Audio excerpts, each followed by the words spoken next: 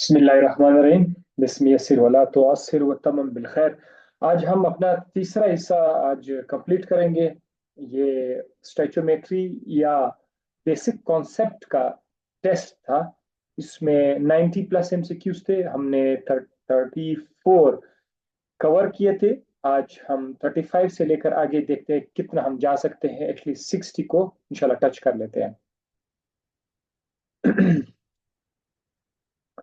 the the mass of one atom, recording check करता हूँ। Recording right.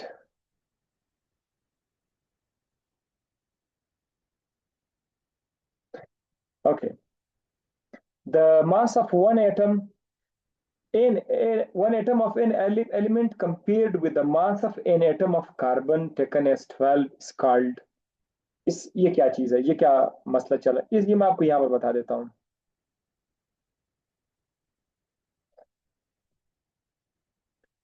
हम करते क्या है,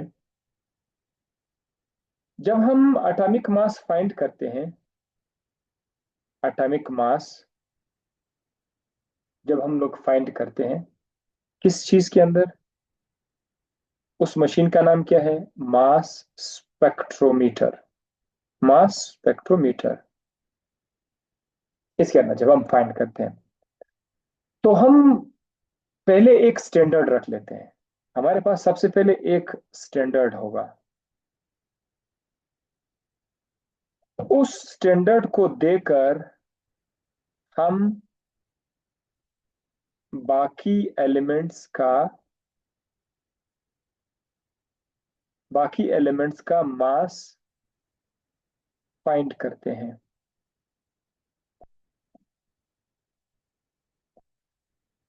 तो एक तो ऐसा मास है कि आपने एक एक चीज को सामने रखकर आपने उसका वजन आपने चेक कर लिया। वो रिलेटिव नहीं है, वो एब्सोल्यूट मास है। लेकिन अगर आप किसी चीज का मास इस तरह से फाइंड करते हैं कि उसको कंपेयर करते हैं किसी दूसरी चीज के साथ। मैं आपको एक मिसाल बताता हूं। आपके पास एक बंदा है और यहाँ पर और भी लोग हैं। कुछ लंबे कद वाले हैं, कुछ छोटे कद वाले हैं, कुछ दरमियाना कद वाले हैं। आप इस पहले शख्स का लंबाई लंबाई यानी लेंथ आप मालूम करना चाहते हैं। एक तो यह है कि आप जाकर कोई पट्टी से उसको डिटरमाइन कर लेते हैं, कोई स्केल से। दूसरा ये तरीका है कि आपने कहा कि नहीं, मैं एक शख्स इधर लाना चाहता हूँ, ये एक शख्स है यहाँ पर। मैं जो भी लोग आएंगे मैं उनका लेंथ इस शख्स के साथ कंपेयर करके बताऊंगा। तो पहले आप इस शख्स को इसके साथ कंपेयर कर लेते हैं। जो भी लेंथ आपको मिल जाए वो आप यहाँ पे लिख दीजिए कि भाई इसका जो है 5 फीट इसका लेंथ है बनिस्बत है इस शख्स के। तो ये जो शख्स है ये आपका स्टैंडर्ड है। मतलब आपकी आसानी के लिए मैं इसको बता रही, ये स्टैंडर्ड आपने रख लिया। आप दूसरा शख्स जो है उसका भी लेंथ आप फाइंड करने के लिए आप उसको इसके साथ कंपेयर करते हैं और चेक करते हैं कि वो कितना छोटा है इससे या कितना बड़ा है। तो उससे आपको अंदाजा हो जाएगा। जो भी आया फिर आप उसके साथ लिख लेते हैं। इस तरह ये आप जितने भी लोग हैं उनकी लंबाई मालूम करने के लिए आप उसको किसी स्टैंडर्ड के साथ कंपेयर कर लेते हैं। तो इस केस में इनके लिए हम लोग लफ्ज इस्तेमाल करेंगे रिलेटिव रिलेटिव लेंथ। बिल्कुल इसी तरह केमिस्ट्री में हम लोग क्या फाइंड करते हैं, हम लोग रिलेटिव एटॉमिक मास जब फाइंड करते हैं तो यहां पर भी हमें क्या चाहिए, हमें एक स्टैंडर्ड एलिमेंट चाहिए। स्टैंडर्ड एलिमेंट चाहिए और उसको सेलेक्ट करना पड़ता है। उसको सेलेक्ट करना पड़ता है कि भाई कौन सा एलिमेंट हम ले ले। तो हमने जब देखा कि कार्बन कार्बन जिसके अंदर 6 प्रोटॉन है 6 न्यूट्रॉन है, 6 इलेक्ट्रॉन है। ये बहुत ज्यादा पाया भी जाता है, मोस्ट अबंडेंट भी है, बहुत ज्यादा पाया भी जाता है, काफी ज्यादा स्टेबल भी है। तो इन बातों को मद्देनजर रखते हुए हमने ये डिसाइड किया कि कार्बन को हम लोग स्टैंडर्ड ले लेते हैं। तो मास स्पेक्ट्रोमीटर के अंदर हम जब भी किसी एलिमेंट को कार्बन के साथ कंपेयर करके उसका मास निकालते हैं तो वो आ जाएगा हमारे पास relative mass, relative atomic mass. और किसके साथ रिलेट करते हैं? कार्बन को हम लोगों ने स्टैंडर्ड बना दिया है। तो बस ये बात आपको यहाँ पर मैंने एक्सप्लेन कर दी। अब मैं वापस चलता हूँ अपने टॉपिक की तरफ, यहाँ पर आ जाता हूँ। सो क्वेश्चन नंबर 35 में है the mass of one atom. एक एटम का मास जब आप कंपेयर कर लेते हैं mass of an atom of carbon, carbon के साथ, कार्बन जिसका आपने मास 12 उठाया हुआ है, कार्बन का मास हमने कितना उठाया हुआ है? 12.0। यह हमने स्टैंडर्ड रखा हुआ है कितना, इसको क्या कहते हैं? तो इसका नाम है रिलेटिव एटॉमिक मास। EADA जवाब आ गया, ठीक है। जैसे कल मुझे किसी स्टूडेंट ने कीज भेज दिए थे, आप लोग भी आज मुझे कीज भेज दे, जैसे मैं करेक्ट करता हूँ आप लोग मुझे भेज दीजिए, ठीक है। 36 ड्यू टू स्टेबिलिटी। अब देखो स्टेबल और बहुत ज्यादा पाया जाने वाला एलिमेंट कार्बन कंपाउंड्स, कार्बन को हम लोगों ने उठा लिया as a what, as a standard. मतलब क्यों हमने कार्बन को स्टैंडर्ड के तौर पर लिया? उसकी वजह यह है कि एक तो ये बाकी के निस्बत ज्यादा स्टेबल है, बहुत ज्यादा पाया जाता है, इसके जो ऑर्गेनिक कंपाउंड है, कार्बन के जो कंपाउंड है। तो इसका ऑप्शन क्या है? सी इसका दुरुस्त जवाब है। The mass of the atoms are extremely, atom के मास बहुत ज्यादा छोटे हैं। तो ये तो बहुत आसान है, इसमें डिस्कशन की जरूरत ही नहीं है, ये आप लोगों को पता है। Relative atomic mass of oxygen, oxygen का रिलेटिव एटॉमिक मास कितना है? 15.999994। ऑलमोस्ट हम लोग जब भी लिखते हैं हम लोग 16 लिखते हैं, 16 लिखते हैं, बट इट इज 15.9994 है। अब आ जाते हैं हम आइसोटॉप की तरफ। आइसोटॉप्स के बारे में आपसे ये ऑलरेडी हम जिक्र कर चुके हैं कि एक ही एलिमेंट होगा, एक एलिमेंट होगा, एक ही एलिमेंट है, उसके एटम्स होंगे, एक ही एलिमेंट होगा उसके एटम्स होंगे, और वो जो एटम्स हैं उनमें से सबका एटॉमिक नंबर सेम होगा। Atomic number same, but mass उनका डिफरेंट होता है। ऐसे एटम्स जिनका एटॉमिक नंबर सेम है लेकिन मास नंबर डिफरेंट है उनको आइसोटॉप्स कहा जाता है। सपोज ये एक एटम है, ये दूसरा एटम है, सपोज दो एटम है, इस एटम के अंदर 3 प्रोटॉन है और 3 न्यूट्रॉन है। दूसरा एटम है, इसके अंदर भी 3 प्रोटॉन है लेकिन इसके अंदर फिर 4 न्यूट्रॉन है। अगर आप इन दो एटमों का एटॉमिक नंबर चेक करेंगे तो एटॉमिक नंबर आपको पता है वो प्रोटॉन्स की तादाद को बोलते हैं। तो इसका एटॉमिक नंबर 3 है और इसका एटॉमिक नंबर भी 3 है, दोनों का एटॉमिक नंबर 3 है। लेकिन अगर मास नंबर की बात किया जाए, मास नंबर, तो इसका मास नंबर 6 आएगा, उसका मास नंबर 7 आएगा। तो ये जो दो एटम्स है इनका एटॉमिक नंबर तो सेम है लेकिन मास डिफरेंट है, इसका मतलब ये दो चीजें आइसोटॉप्स हैं। आइसोटॉप्स के बारे में एक बात आप याद रखिएगा कि आइसोटॉप्स की जो प्रॉपर्टीज होती है, केमिकल प्रॉपर्टीज, वो सेम होती है। फिजिकल प्रॉपर्टीज डिफरेंट होती है, केमिकल प्रॉपर्टीज सेम होती है। इसकी क्या वजह है? क्योंकि केमिकल प्रॉपर्टीज एटॉमिक नंबर पे डिपेंड करते हैं। तो चूंकि आइसोटॉप्स का एटॉमिक नंबर सेम होता है तो उनकी केमिकल प्रॉपर्टीज भी सेम होगी, राइट। तो चले, अब मैंने आपको एक आइडिया दे दिया, अब आगे जाकर आप आइसोटॉप्स के बारे में जवाब देना शुरू करेंगे। Isotopes are sister atoms of same element with similar chemical properties. अब देखो उन्होंने यहाँ पर बता दिया कि भाई एक ही एलिमेंट के एक जैसे एटम्स होते हैं जिनकी केमिकल प्रॉपर्टीज तो सेम होती है बट डिफरेंट। तो डिफरेंट क्या है? Atomic structure, atomic structure no, atomic volume no, atomic number no, atomic mass. इनका एटॉमिक मास डिफरेंट होता है। तो यहां पर आपने एक चीज को क्लिक कर दिया। बाकी अगर यहाँ पर केमिकल प्रॉपर्टीज लिखते, फिजिकल प्रॉपर्टीज लिख दे तो हम लोग उसको भी कलेक्ट कर लेते हैं, ठीक है। लेकिन वो चूंकि है ही नहीं तो हम लोग एटॉमिक मास पे कर लेते हैं। Isotopes of an element are recorded separately in.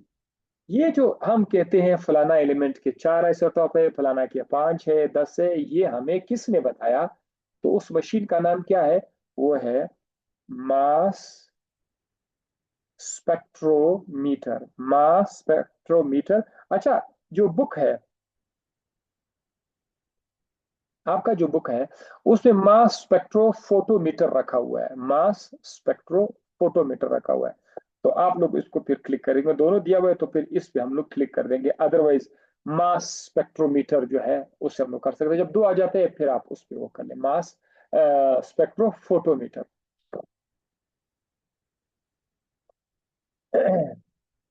Sodhi discovered first of all the, Soddy ने सबसे पहले क्या चीज डिस्कवर किया था? उसने आइसोटॉप्स को डिस्कवर किए थे।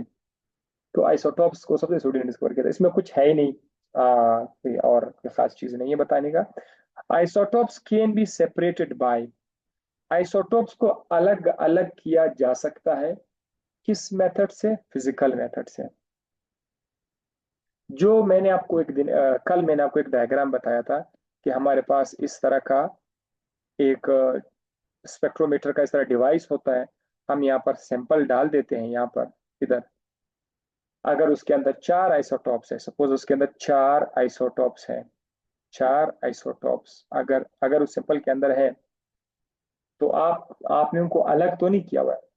तो ये 4 के 4 आइसोटॉप्स पहले आयोनाइज हो जाएंगे, आयोनाइज हो जाएंगे, आयोनाइज हो जाएंगे। जाहिर है एक मजबूत किस्म का हाई एनर्जी का रेज उनसे उनके ऊपर से गुजार दिए जाएंगे, उनसे इलेक्ट्रॉन को निकाल दिया जाएगा, उस पर पॉजिटिव चार्ज आएगा, पॉजिटिव आयंस बनेंगे। तो जो बहुत वजनी पॉजिटिव आयन होगा वो एक जगह पे गिरेगा, दूसरा जो पॉजिटिव आयन है वो यहाँ पर गिरेगा। आपको पता है कि आइसोटॉप्स का मास डिफरेंट है, तो मुख्तलिफ मास वाले आइसोटॉप्स हैं। तो एक आइसोटॉप यहाँ पर गिरेगा, एक यहाँ पर गिरेगा। अगर इसमें 4 आइसोटॉप्स हैं तो 4 जगहों पर ये गिर जाएंगे, 4 जगहों पे ये गिर जाएंगे। और आपको 4 सिग्नल्स मिल जाएंगे, 4 सिग्नल्स, 4 सिग्नल्स। अगर किसी आइसोटॉप्स अगर किसी सैंपल में 10 आइसोटॉप है तो फिर आपको 10 सिग्नल मिल जाएंगे। इसका मतलब ये जो मास स्पेक्ट्रोमीटर है, मास स्पेक्ट्रोमीटर, इसमें आप लोग बहुत काम ले सकते हैं। आप आइसोटॉप्स को सेपरेट भी कर सकते हैं, आप मास को भी फाइंड कर सकते हैं। और दूसरी बात, ये जो एग्जैक्ट आंसर होगा, एग्जैक्ट कि मास स्पेक्ट्रोमीटर या मास फोटोमीटर, इन दोनों को मैं आपको कंफर्म करके क्लास के बाद में बता दूंगा, ठीक है, एग्जैक्ट। लेकिन अगर मैं भूल गया तो मुझे याद दिलाना please.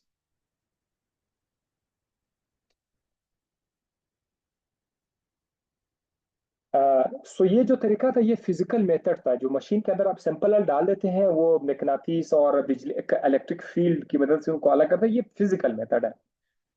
Formula of heavy water is, heavy water का फार्मूला क्या है? D2O, D2O। यहाँ पर ऑप्शन नहीं है, वो नेक्स्ट पेज पर होगा।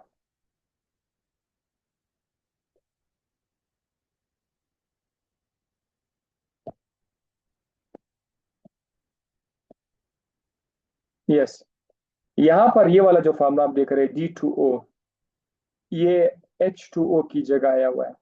पानी, एक तो आम पानी है, एक है भारी वाटर, भारी पानी, एड उसको बोलते हैं D2O। उसमें हाइड्रोजन का एक आइसोटोप है ड्यूटीरियम, ड्यूटीरियम है, ठीक है, प्रोटियम, ट्राइशियम, ड्यूटीरियम। तो ये हाइड्रोजन का आइसोटॉप्स है, हैवी आइसोटॉप है। अगर पानी में नॉर्मल हाइड्रोजन की जगह उसका आइसोटॉप हो जाए तो फिर इसका नाम होगा D2O। H2O के बजाय D2O आ जाएगा, ठीक है। तो ये जो D है, D ये आया हुआ है किसकी जगह पर? हाइड्रोजन के जगह पर आया हुआ है। और ये D हाइड्रोजन का एक आइसोटॉप है।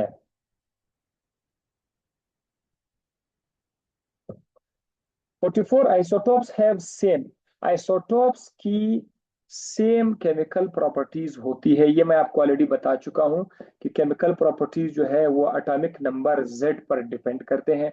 क्योंकि आइसोटॉप्स का एटॉमिक नंबर एक जैसा है तो उनकी केमिकल प्रॉपर्टीज सेम है। Mass of isotopes of same elements are.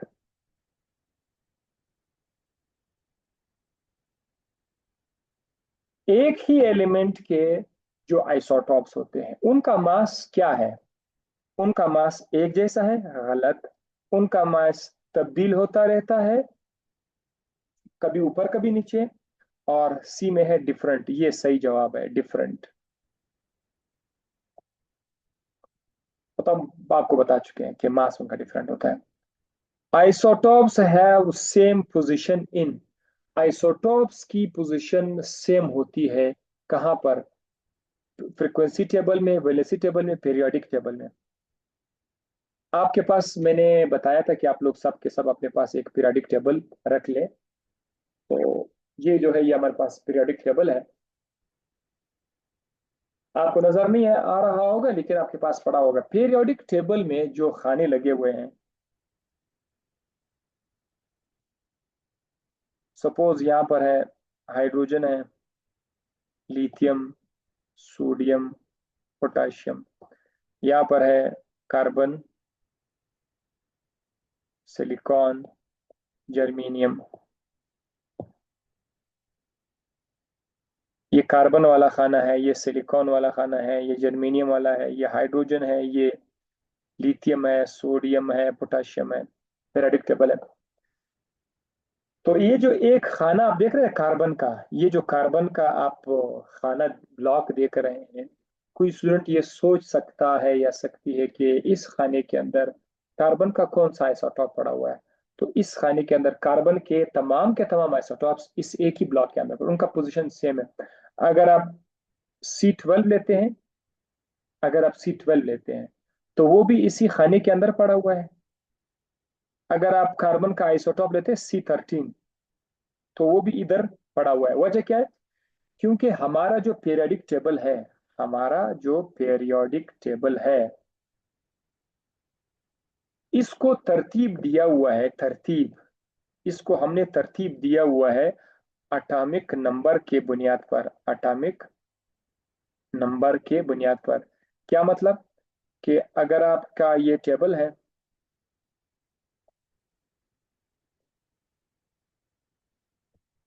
Suppose करते हैं यहाँ पर पहला एलिमेंट अगर है तो पहला एलिमेंट को का एटॉमिक नंबर 1 है। दूसरा एलिमेंट जो भी आएगा उसका एटॉमिक नंबर 2 है। फिर उसके बाद वो रखा हुआ है जिसका एटॉमिक नंबर 3 है, फिर वो रखा हुआ है जिसका एटॉमिक नंबर 4 है, फिर वो रखा हुआ है जिसका 5 है, फिर वो जिसका 6। तो जितने भी एलिमेंट्स हमने रखे हुए हैं वो उसी तरह एटॉमिक नंबर के बुनियाद पर है। उसके बाद 7, उसके बाद 8, उसके बाद 9, फिर 10, फिर 11, फिर 12, 13, 14, 15, 16 चलते जाइए। एक तरतीब से, एटॉमिक नंबर की तरतीब से प्रेडिक्टेबल में रखा गया है। तो चूंकि एटॉमिक नंबर के बुनियाद पर प्रेडिक्टेबल, इसीलिए आइसोटॉप्स के लिए अलग अलग जगह की जरूरत ही नहीं पड़ती। क्योंकि आइसोटॉप्स के एटॉमिक नंबर तो सेम होता है, लिहाजा एक एलिमेंट के जितने आइसोटॉप्स है वो एक ही खाने के अंदर खुद ब खुद आ जाएंगे। और ये प्रेडिक्टेबल के फायदों में से एक फायदा है।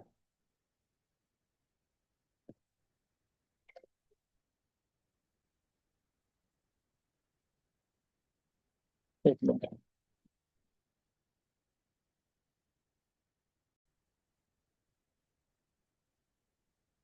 अच्छा,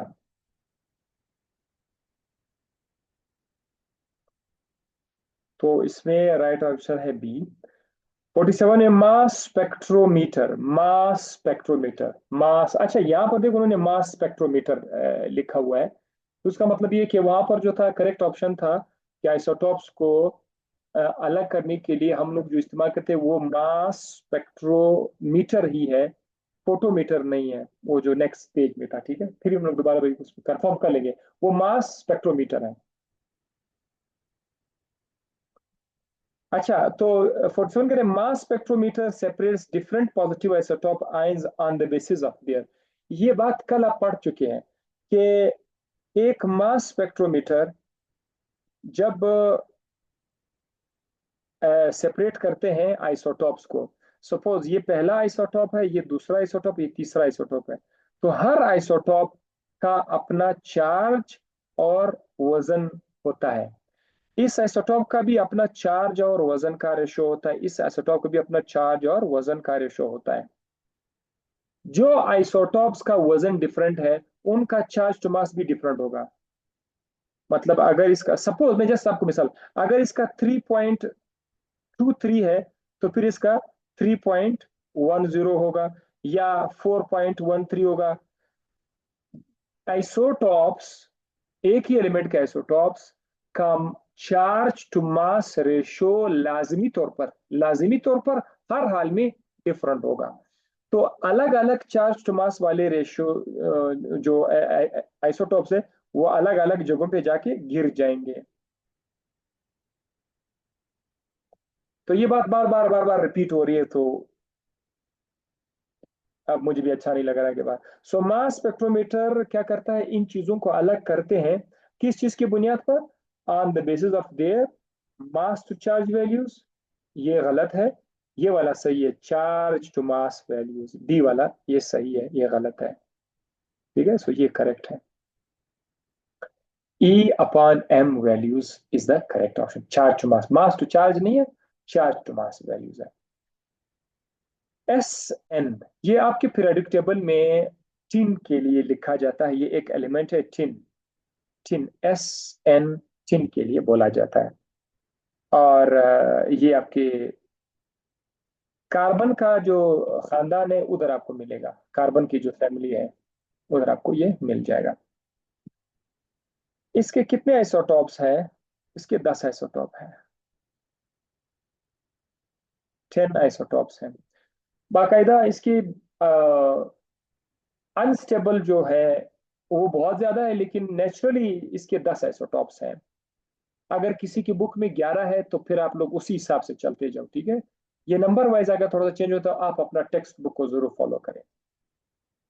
The properties of an element correspond to the properties of that isotope which is most abundant. अब ये क्या कह रहे हैं? आजकल आप लोग बोलते हैं, आजकल आप लोग बोलते हैं कि कार्बन, कार्बन का ये फंक्शन है, कार्बन इस तरह रिएक्ट करता है, कार्बन ये करता है, कार्बन वो करता है, कार्बन के मुख्तलिफ बिहेवियर्स आप लोग स्टडी करते हैं। तो क्या किसी स्टूडेंट के जहन में कभी ये सवाल नहीं आया कि सर ये जो कार्बन के बारे में हम लोग पढ़ते हैं, ये कार्बन का कौन सा आइसोटॉप है? ये कार्बन का 12 आइसोटॉप है या कार्बन का 13 वाला आइसोटॉप है? तो हम लोग जब किसी एलिमेंट को बयान करते हैं, जब हम किसी एलिमेंट को डिस्क्राइब करते हैं, हम जब किसी एलिमेंट की प्रॉपर्टीज को डिस्कस करते हैं, तो हम उस एलिमेंट के कोई एक आइसोटॉप उठाते हैं। तो कौन सा आइसोटॉप हम पिक करते हैं? वो आइसोटॉप जिसका रिलेटिव अबंडेंस सबसे ज्यादा हो।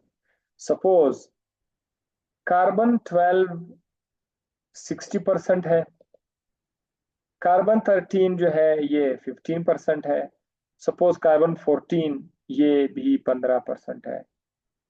30 हो गया, 90, तो इसको अगर मैं 25 कर देता हूँ, इसको मैं 35 कर देता हूँ, 25 यस 25। तो अब इसमें देखिए कौन सा ज्यादा अबंडेंट है, ये वाला C12, ये बहुत ज्यादा पाया जाता है। और आप लोगों को ये भी मैंने बताया था कि मास स्पेक्ट्रोमीटर में हम रिलेटिव अबंडेंस भी फाइंड करते हैं। तो जिस आइसोटॉप का रिलेटिव अबंडेंस ज्यादा है उसी की प्रॉपर्टीज को हम लोग आगे ले आते हैं।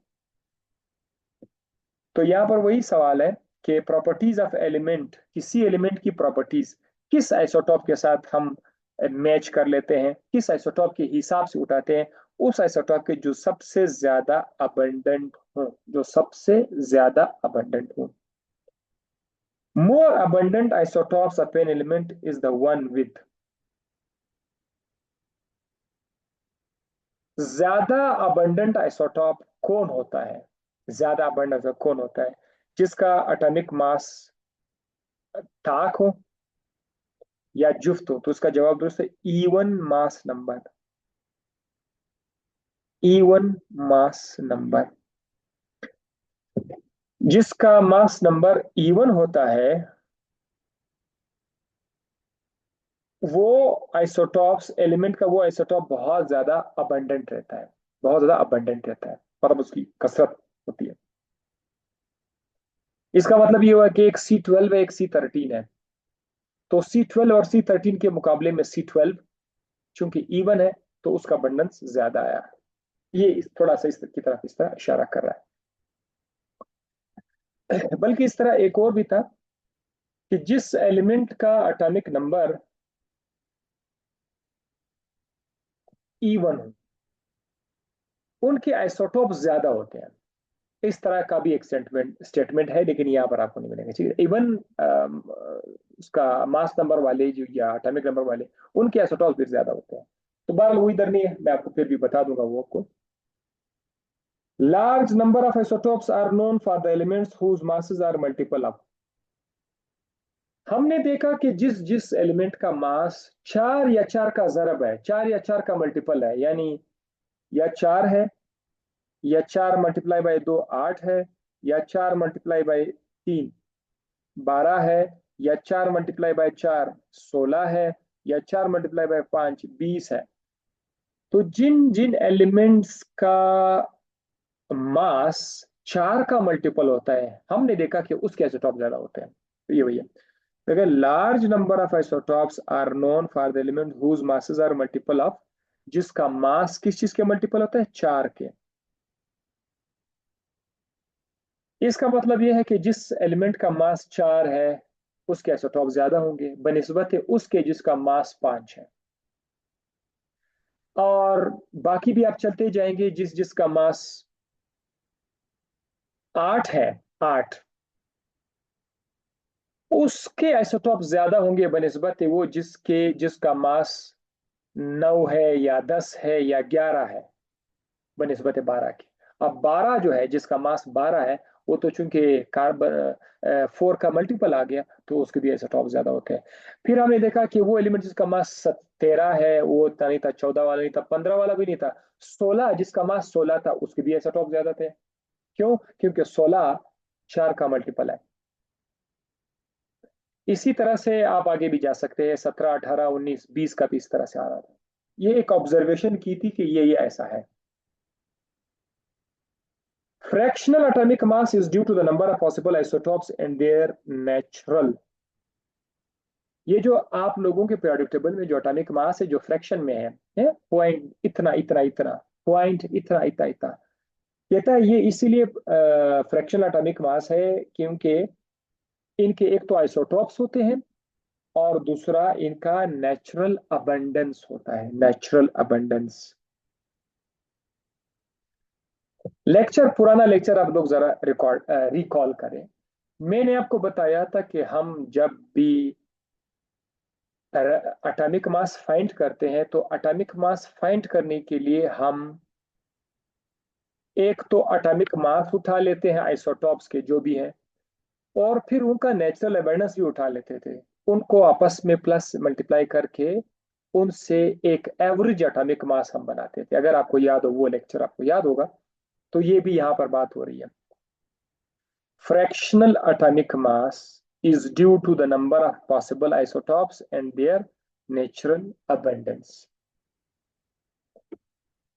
Isotopes due to differences in their masses are called isotopic effect। इसमें कुछ भी नहीं है कि वो प्रोसेस जिसमें आइसोटॉप्स हों और उनका एक ही एलिमेंट के आइसोटॉप्स हों, उनका मास डिफरेंट हो, तो उनको तो आइसोटॉपिक आ जाता है, लेकिन यहाँ पर आइसोटॉपिक इफेक्ट ही आप उसको लिंक कर सकते हैं। बाकी सारे के सारे जो फिजिक्स के अलग अलग टर्म्स हैं वो आप फिजिक्स में पढ़ोगे, Compton effect, photo electric effect वगैरह वगैरह। अच्छा, ये हो गया 53। अब हम शिफ्ट कर लेते हैं 54 पर। यहां पर आ जाती है analysis of compounds, empirical and molecular formula. Empirical molecular formula के बारे में मैं आपको थोड़ा सा यहाँ पर बताना चाहूंगा। आपको मैंने बहुत सारे मॉलिक्यूल समझा दिए, मॉलिक्यूल मैंने समझा दिया। कोई मॉलिक्यूल आप उठा ले, एक पानी का मॉलिक्यूल उठा ले और एक ग्लूकोज का मॉलिक्यूल आप उठा ले। ग्लूकोज का मॉलिक्यूलर फार्मूला C6H12O6। ये क्या चीज है? ये ग्लूकोज का मॉलिक्यूलर फार्मूला है।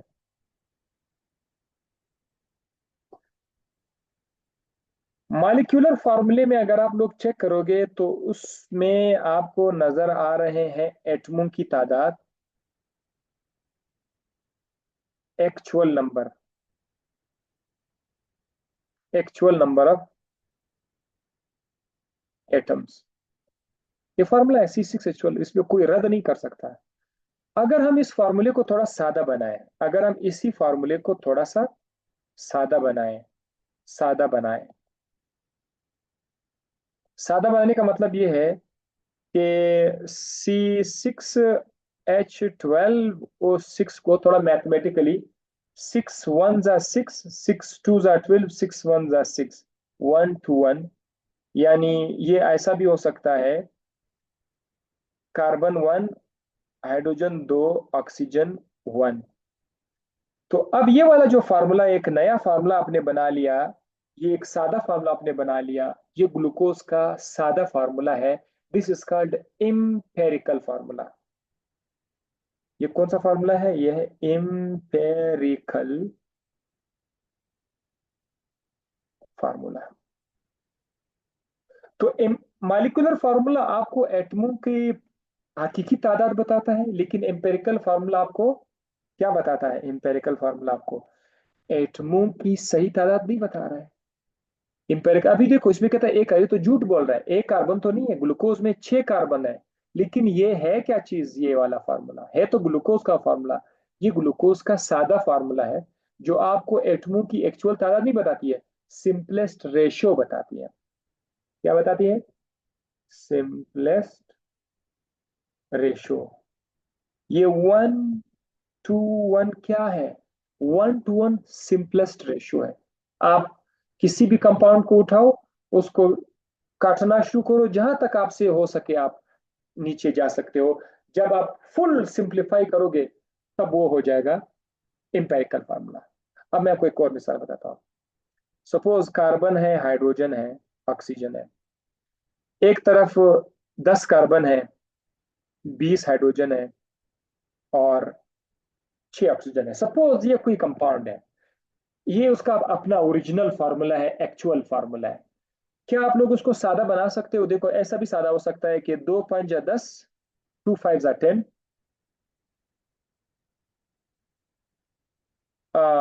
2 10 जा 20 और 2 3 जा 6।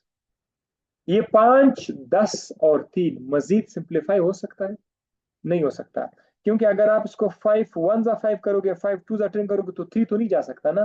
तो ये C5H10O3, ये सिंपलेस्ट रेशियो आपने बना लिया। तो मुबारक हो, ये आपका एम्पेरिकल फार्मूला है। सवाल, क्या हर कंपाउंड को इंपेरिकल फार्मूला बनाया जा सकता है? तो इसका जवाब है कि हर कंपाउंड का इंपेरिकल फार्मूला आप बना सकते हैं, अगर मॉलिक्यूलर फार्मूला आपके सामने हो, आप उसको सिंप्लीफाई कर सकते हैं। अगर आप सिंप्लीफाई नहीं करेंगे तो वो इंपेरिकल भी होगा, मॉलिक्यूलर भी होगा। कैसे, ये बताता हूँ। पानी का आपने फार्मूला देखा हुआ है, पानी में 2 हाइड्रोजन है और 1 ऑक्सीजन है। पानी में 2 हाइड्रोजन है, इसमें आप इसको मजीद सिंप्लीफाई नहीं कर सकते, आप उसको नहीं काट सकते हो। तो पानी का जो फार्मूला है ये इंपेरिकल भी है और एट अ टाइम मॉलिक्यूलर भी है।